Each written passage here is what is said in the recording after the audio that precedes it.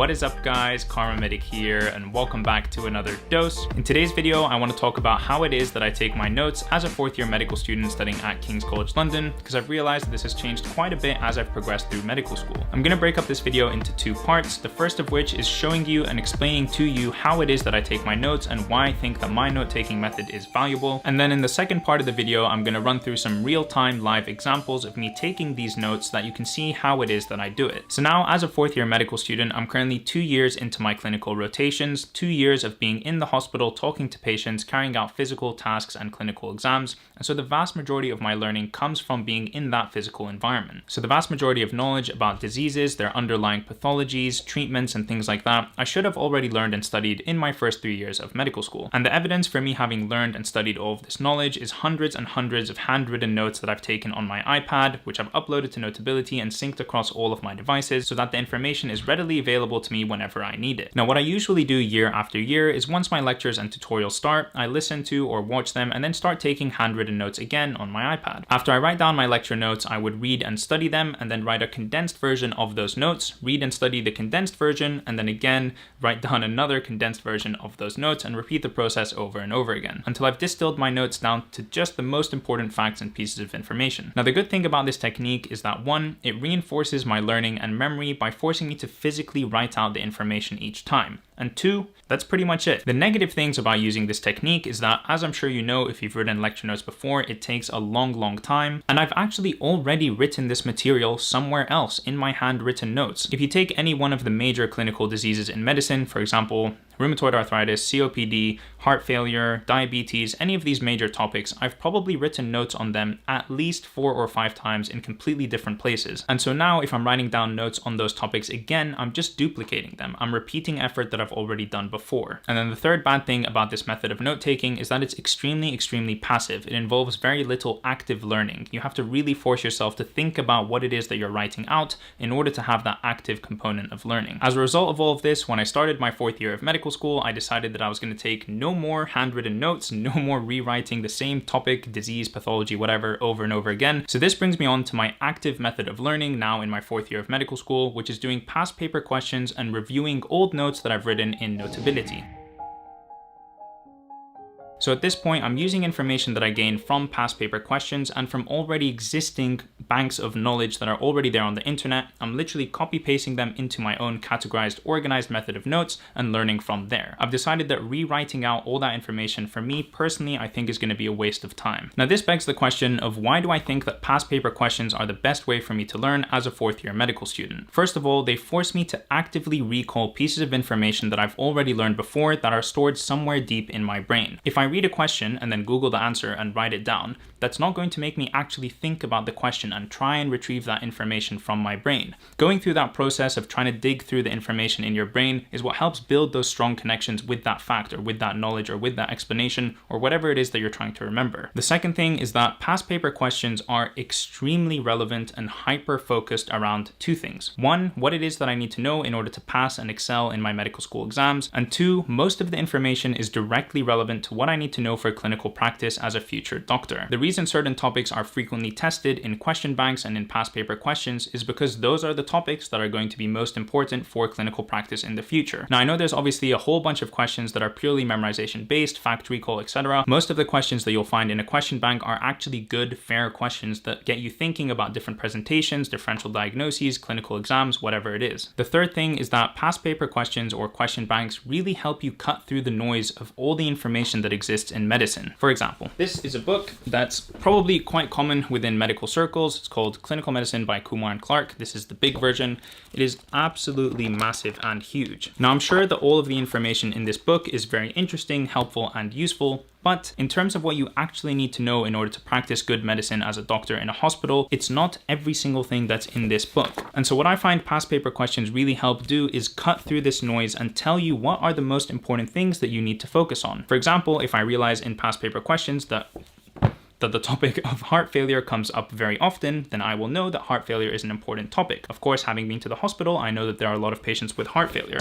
And so what I can do is I can go to the heart failure part of this book and I can read it in intense detail. But a lot of the other things in this book, like porphyria cutanea tarda, I don't need to know in this much detail. I need to know very simple facts and pieces of information about, which question banks will do very well for me. So yeah, past paper questions really help you narrow down and focus on what the most important, what the most common topics and diagnoses and diseases are. And then the fourth thing is that question banks have a lot of metadata that no other type of studying provides for you. What I mean by metadata is, for example, how well you're performing against the average student who's taking the exact same questions as you, how well you're performing in different sections or systems of the body, resp, cardio, endocrinology, whatever. You can even see your progress over time, and it sort of helps you identify what your weaknesses and your strengths are. If you find that you're scoring 90, 95% in the cardiology section, but maybe 60 or 70% in resp, then you know that you need to read up more and study more on the respiratory section. And then some question banks, like the one that I use, even has a comment section. And the great thing about a comment section is that it is a collection of students going through the exact same thing as you. If you found that question hard to answer, then chances are a bunch of other people did too.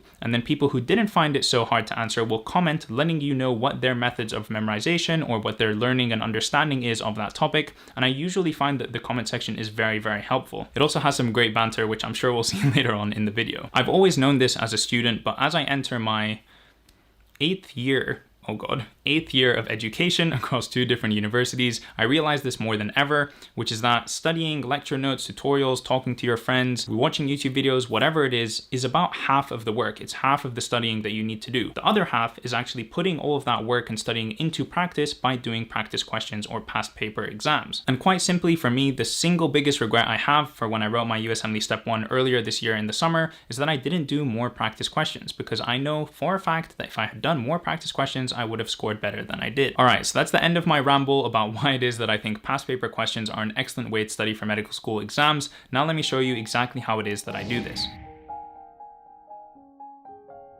All right, so this is my note-taking method as a 4th year medical student. I've got Past Medicine, which is a question bank on the left half of my screen, and Notion, which is where I harbor all my notes on the different conditions that I need to know in medical school, on the right half. And a big thank you to Notion for sponsoring this video. If you don't know, Notion is a completely free app that you can use to organize pretty much anything in your life, whether that's your projects, your schoolwork, your to-do lists, literally anything. I personally use it to manage my entire YouTube workflow, from coming up with ideas, scripting them, writing down notes for my podcasts. I also use it for everything to do with my medical school, keeping track of lecture notes, to-do lists, bigger projects, essays, research work, etc. And also my daily to-do lists, my larger life to-do lists, and bigger projects. I use the app every single day and find it extremely useful. If you want to try out Notion for yourself, I'll leave links in the description down below where you can download it and try it out for free. Thanks again to Notion, and back to the video. One of the best things about this question bank is that they have a textbook. Within this textbook, you can click this button over here and it will actually sort pieces of information based on how important they are or how often they show up on exams. Now, a lot of you might be thinking, yeah, Nasser, these do show up less often on exams, but they're also important for clinical practice and you should know them as a doctor. And I completely agree with you. However, at the same time, the things that show up more often on exams are the things that are more important or relevant for clinical practice because they are more common or important in clinical practice. So if you're pressed for time for an upcoming exam, or you need to be as efficient as possible in your studying, sorting out the information that you want to review like this is a good way of doing that. So as you can see here on the right, I have all the different topics or systems that I need to know for medicine organized quite neatly into these different pages. And within each of them, I have subheadings and more pages with more information on each of these specific topics. Now, all the information that you see here,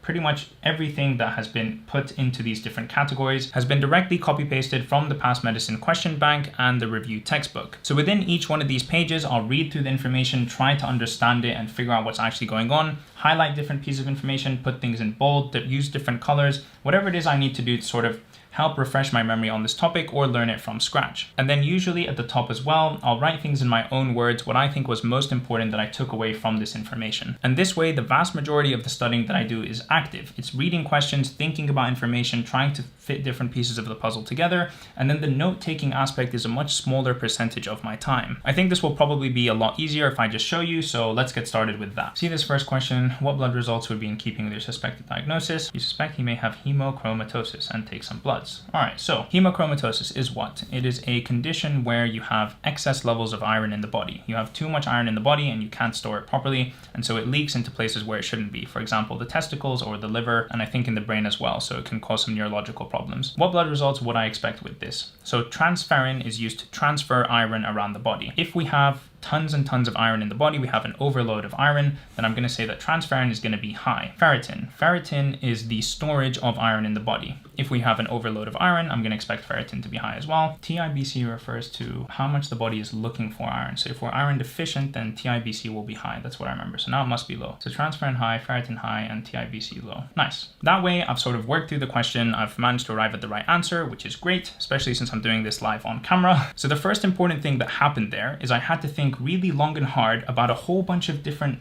aspects of medicine in order to arrive at the right question. If I was simply taking notes on hemochromatosis, okay, hemochromatosis is a lot of iron.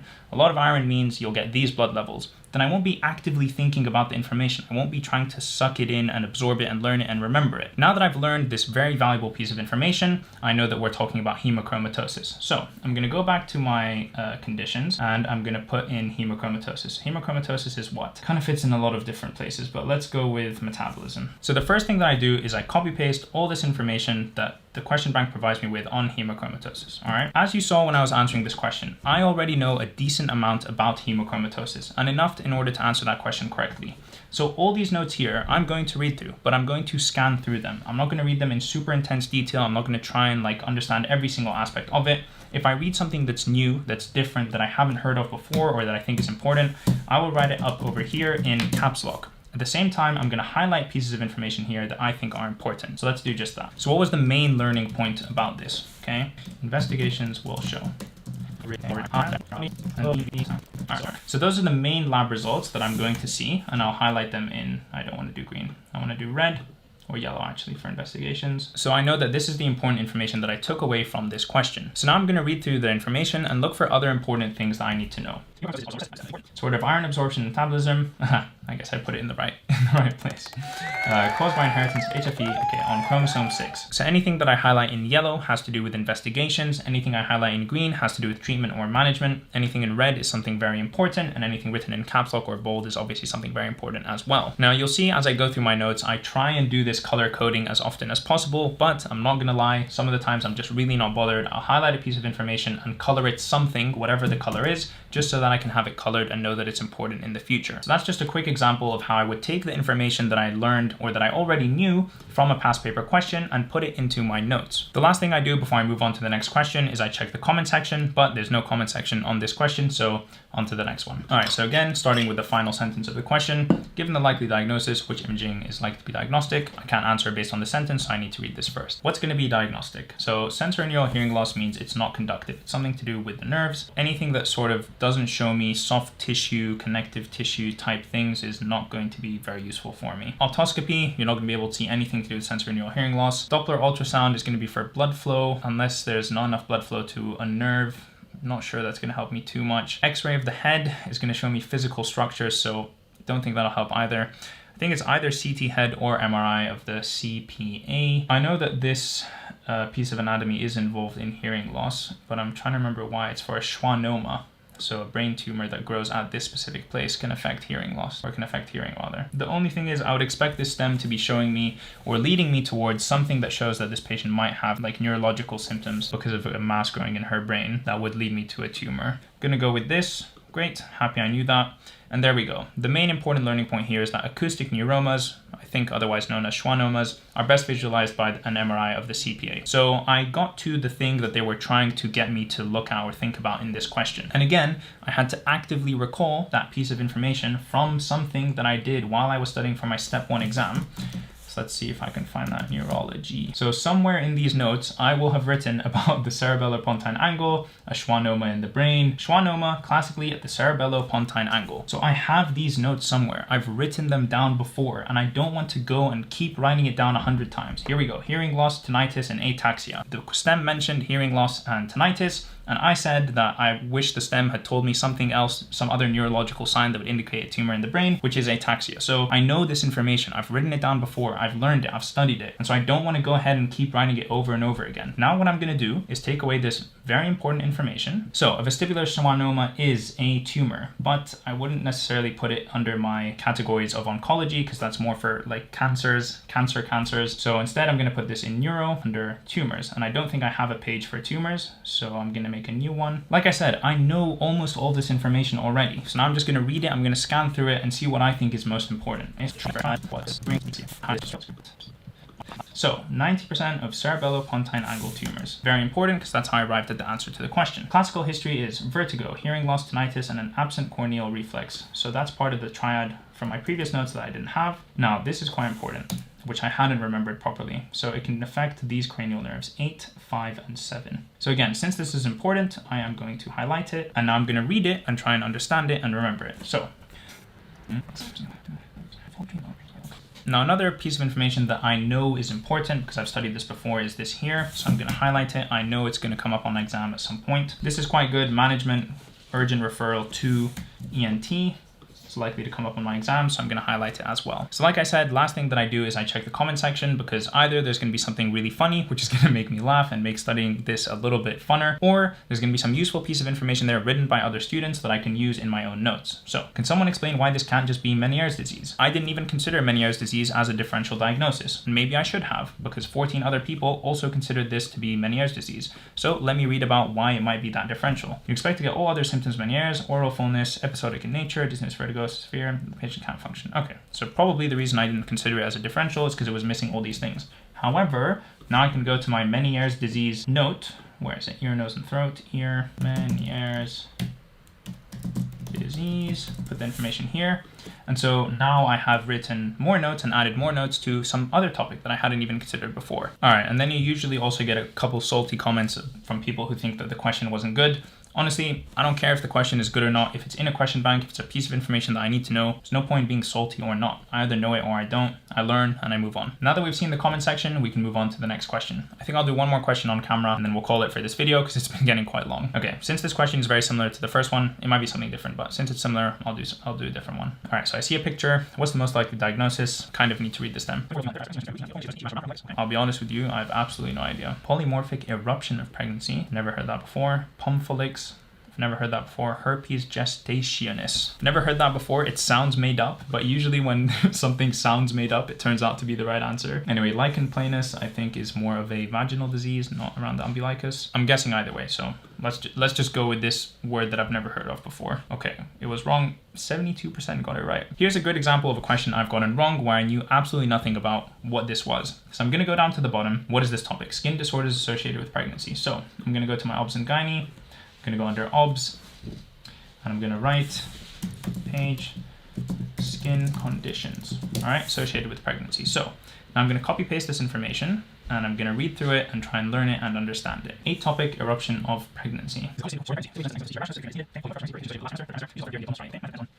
72% of people who answered this question got it right. So clearly it's more common knowledge than I would have expected or that I thought. So I'm going to put it in bold and I'm going to highlight it because clearly it's important. Management is usually asked about, so I will put this here. And I guess this is an example of what it looks like. The important thing is that I've learned a new piece of information, okay? I've highlighted or made in bold whatever I think is important. And so now next time pregnancy skin condition comes up, I will hopefully have some information about it to help me answer the question. So that's everything that I wanted to talk about in this video. Hopefully I've explained why it is that I like to use question banks and Notion as a note-taking method in my 4th year of medical school and why I find it valuable. And hopefully you've also seen how it is that I read and interpret a question, extract important information, and take notes from them. If you've got any comments or feedback or there's anything you'd like to let me know, please do in a comment down below. Otherwise, I'll catch you in the next one. Peace.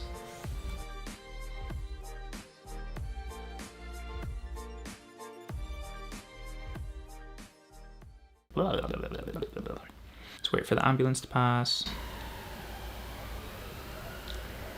Okay, I think it's far enough. This is what happens when you don't record a video for a couple of weeks. No emails. Go away. Go away. I'm explaining things now. Go away. I don't need you right now. Progressive cerebellar atrophy in 1st year of life. Telangiectasia, skin lesions, dilated blood vessels in ears, nose, face, neck. IC. Immunocompromised, so increased infection. All right, so I can still read these.